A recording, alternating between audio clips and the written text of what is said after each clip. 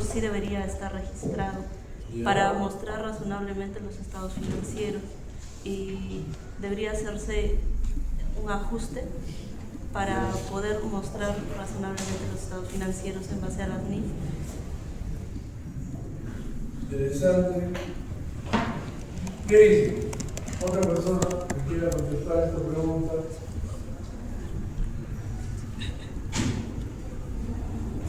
¿Qué dice? A ver, interesante. Por acá, nadie.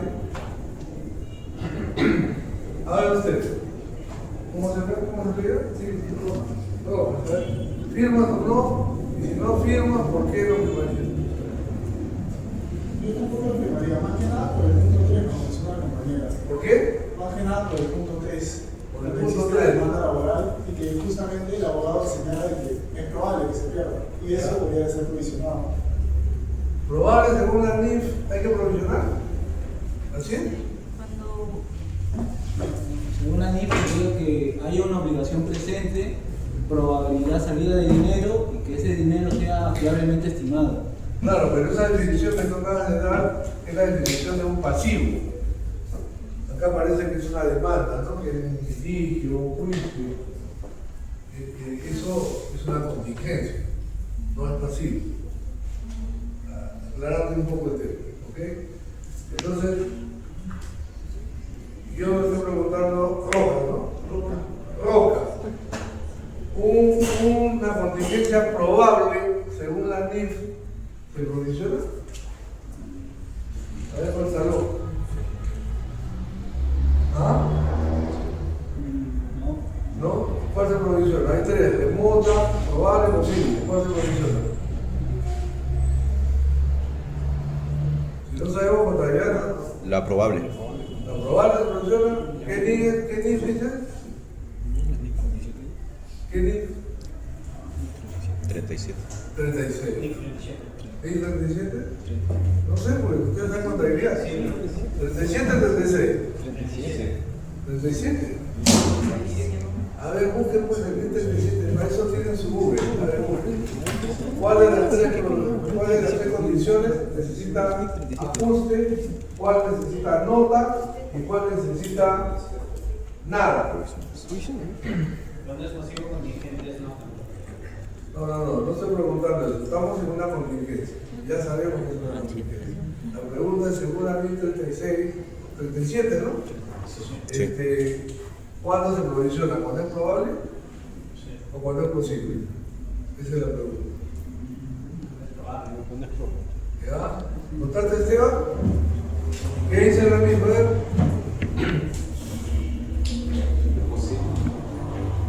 No dice específicamente discusión. Para eso sirve el teléfono, ¿no? Vaya. Si no se acuerdan, Es probable. Profesor, ¿ah? ¿cuándo es probable? ¿Cuándo es probable que escuchar? Sí. Ok. Entonces, pero estamos diciendo lo mismo que la compañera. ¿Quién me da otro argumento? Un argumento más contundente, ¿no? ¿Por qué no firmo? En el contexto que está el caso, ¿no? Ya hemos terminado de auditar las cuentas, no hemos encontrado nada. El cliente me está pidiendo ya el informe, que firme el dictamen y se lo entregue, pero yo me he enterado de esto el día que el día que la gerencia me dice ya dame el informe. Pero yo no he hecho nada de acá, no he hecho nada. Nada he hecho todavía. Dime. Yo también llama la atención bastante el tema 1, que menciona que las ventas en diciembre aumentaron 45% respecto a noviembre. Ya. Y considero que deberíamos primero saber cuál es el rubro, ¿no? A lo mejor por las navidades o año nuevo, esa es la razón por la que ha aumentado, pero si no es así, a lo mejor podrían estar haciendo, estarían moviendo, por ejemplo, haciendo, no sé, Plan 90. claro, inflando ventas para que sus estados, esta situación financiera, o sea, se vea que ha terminado, ¿no?, positivamente. Ya. Por lo tanto, ese es un punto también por el cual no firmaría yo. Ya. O sea, falta trabajo, ¿no? O sea, me estoy enterando de cosas que yo las podría definir haciendo otro procedimiento de auditoría que tiene que ver con las actividades de cierre. Por ejemplo, ¿cómo cubrimos eso? Con procedimientos analíticos de cierre. O sea, agarramos los estados financieros a diciembre, explicamos fluctuaciones y una cosa como esta rara, tenemos que tener una explicación coherente, ¿no? Para poder concluir que no se han inflado ventas. Procedimientos analíticos, ya vamos a ver de qué se trata. Después dice, en enero 13 se emitieron notas de crédito. Oye, tengo que ver los eventos posteriores. Oye, porque la auditoría no solamente es el 31 de diciembre, sino hasta la fecha que firmamos el dictamen. Entonces me están pidiendo que firmemos el dictamen en febrero. 1 de febrero, 2 de febrero.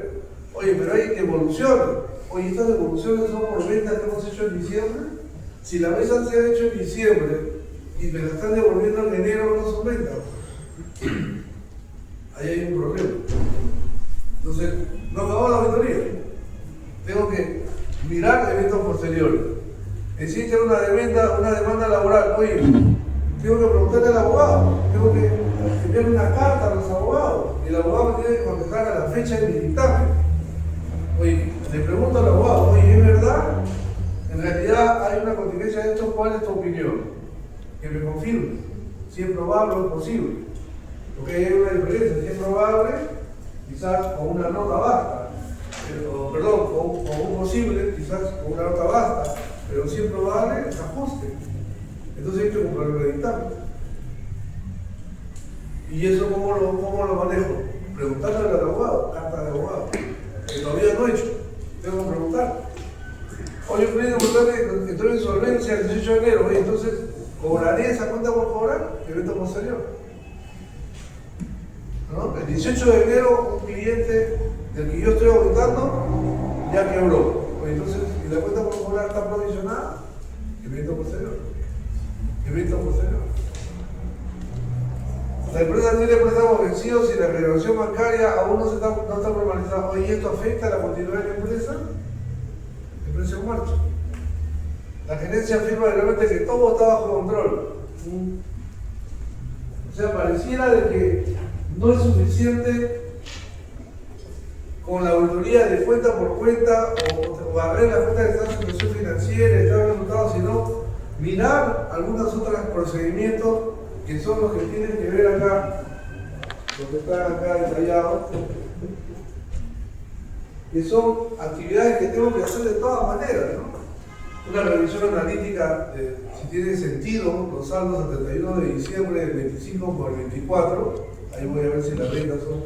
Una revisión de las contingencias, carta de abogados, ver si tiene sentido. Hechos posteriores, porque hay cosas que se materializan después del 31 de diciembre, pero yo tengo responsabilidad hasta que yo emito el informe, el dictamen, lo hace en febrero, y hay varias cosas que han aparecido y que yo auditaba hasta el 31 de diciembre, tengo que ver eventos posteriores también.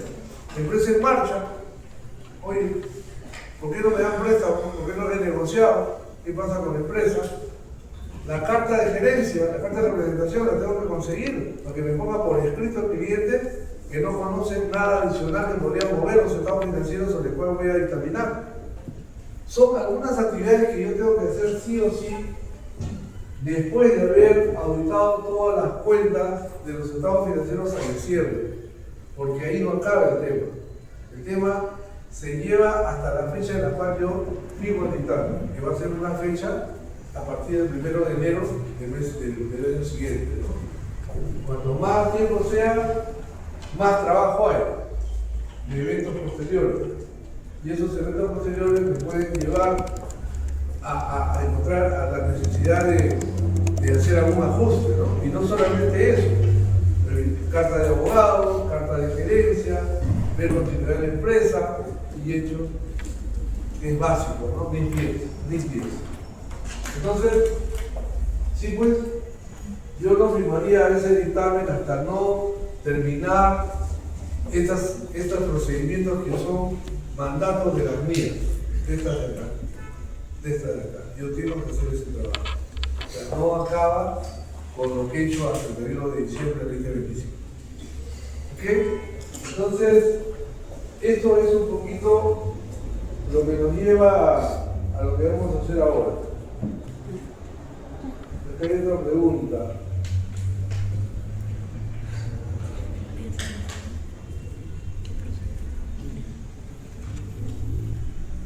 ¿no? Ese es el mensaje ahí, ¿no? La auditoría no termina cuando se revisaron las cuentas, ahí no acaba. Termina cuando el auditor obtiene evidencia suficiente y adecuada para sostener su opinión hasta la fecha de su informe. Y para poder tener evidencia de eso, hay que hacer las actividades de cierre. Hay que hacer su procedimiento. Ese es el mensaje de esta sesión, ¿no? Ahora, pruebas analíticas finales. A ver, miren, ahí hay un caso. ¿Qué son las pruebas analíticas? ¿Alguien me puede definir? Seguramente han leído, ¿no? Día 520, procedimientos analíticos. ¿Quién me puede conceptualizar eso? ¿Qué son procedimientos analíticos en la auditoría? ¿Alguien puede explicar? Procedimientos analíticos. ¿Quién define eso? Los procedimientos de auditoría son de 3 tipos, hasta de 4, ¿no? Procedimientos de cumplimiento son cuando revisamos, hacemos pruebas de control. Revisamos si los controles que hemos identificado en la auditoría están funcionando y funcionan bien. En otras palabras, que no haya riesgo de control. Porque si hay un riesgo de control, podría haber una irregularidad o un error material. ¿Qué otro procedimiento hacemos? Procedimientos sustantivos. Los procedimientos sustantivos son de detalle. Y esos procedimientos van un poco a lo que estamos haciendo en el curso, pruebas de saldo final. Ya no nos es el control inicial, sino el saldo final. Después hay otros procedimientos que son especiales, pero son parte de los procedimientos sustantivos que se llaman pruebas analíticas. Y ahí está la pregunta. ¿Qué son pruebas analíticas? Las pruebas analíticas se aplican en 2 momentos en la auditoría. Cuando hacemos la planificación, hacemos pruebas analíticas sobre los saldos de las cuentas a la fecha del estado financiero interino, base en la planificación. Yo hago una planificación por lo general en los meses de junio, julio, agosto, sobre el estado financiero previo a la visita. Si es julio, el estado financiero de julio. Ahí hago procedimientos analíticos. Junio. Pero cuando voy a cerrar la auditoría, hago procedimientos analíticos diciembre. En 2 momentos hago las pruebas analíticas. Entonces, ¿quién me explica cuál es el objetivo? ¿Qué significan pruebas analíticas? ¿Por qué las tengo que hacer? A ver, vayan pensando, vamos a preguntar. Busquen su Google, su teléfono, los escucho. ¿Qué? ¿Ah? ¿Qué son las pruebas analíticas? Por eso. Sobre las pruebas analíticas.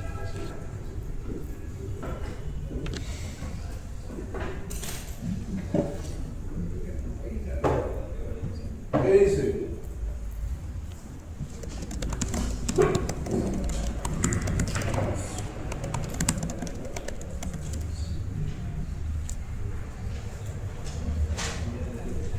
Definición de procedimiento analítico, día 520, ahí está.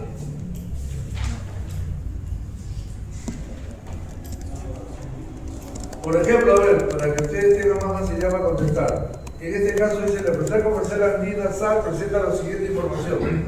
Saldo de los estados financieros año 24, año 25. Yo voy a aumentar el 2025.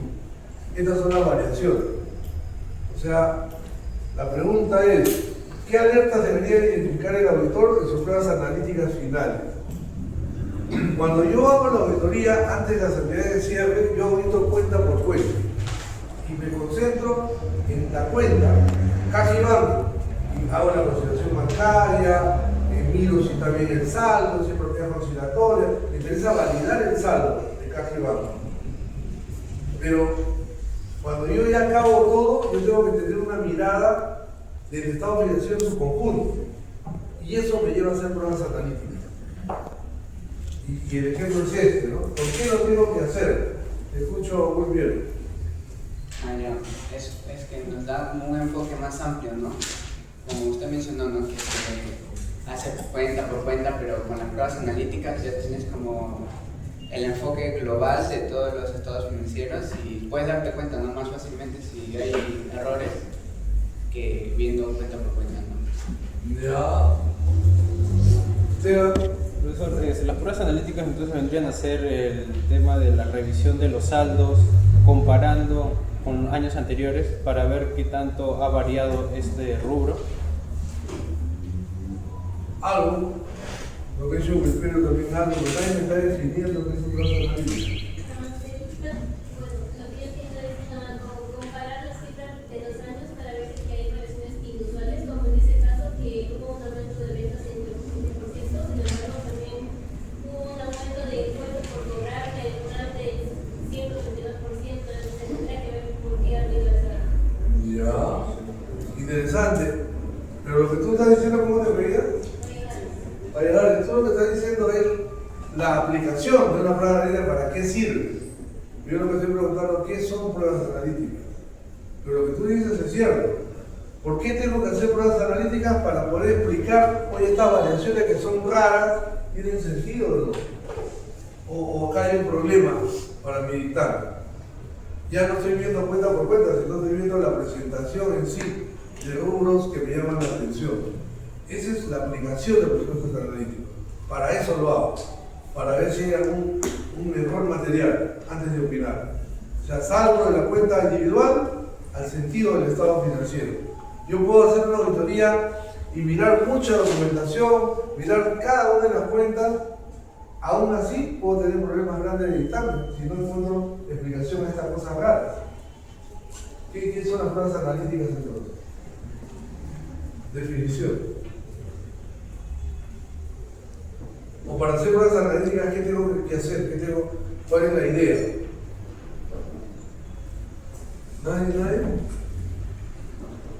A ver, Lea, me voy a preguntar, estoy evaluando. A ver. Lo importante es que son evaluaciones de información financiera. ¿Son qué? ¿Evaluación? La evaluación de información financiera. Ya. Mediante el análisis de relaciones plausibles entre datos financieros y no financieros. Ya.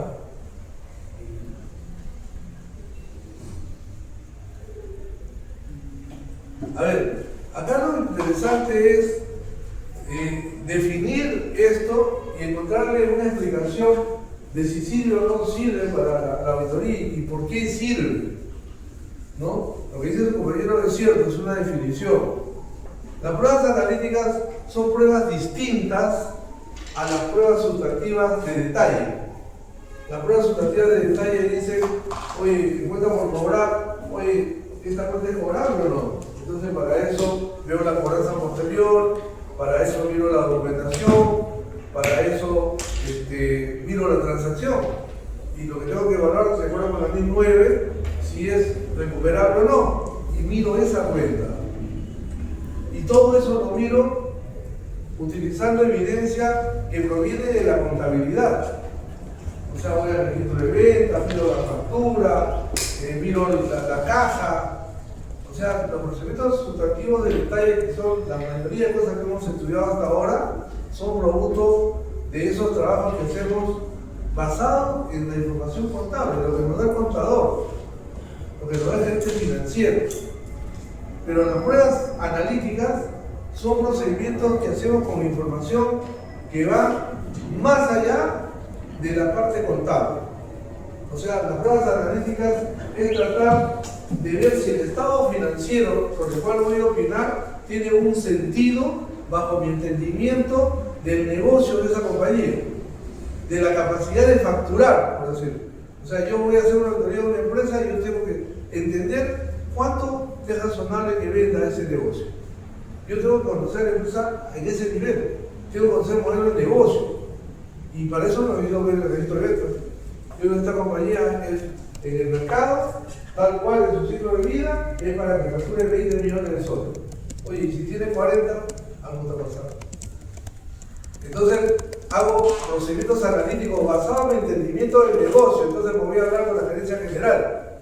Oye, ¿cómo ha crecido 400%? Oye, si tu competencia en el sector económico no se vende más de 20 millones y tú tienes 40, explícame. Estoy tratando de explicar variaciones, fluctuaciones, pero no producto de lo que me dice contabilidad. O si no, creo un modelo. O sea, dos variables. La variable ventas, ¿no? O con la variable incremento de clientes. hago un modelo para ver, oye, cuál es la probabilidad de crecimiento. Hago una regresión y me va a salir algo, y eso lo comparo con lo que está acá. Procedimientos analíticos. Procedimientos analíticos son que se hacen conociendo mucho el negocio, conociendo el mercado, el sector económico, y producto de eso luego modelos para explicar, y empiezo explicando fluctuaciones.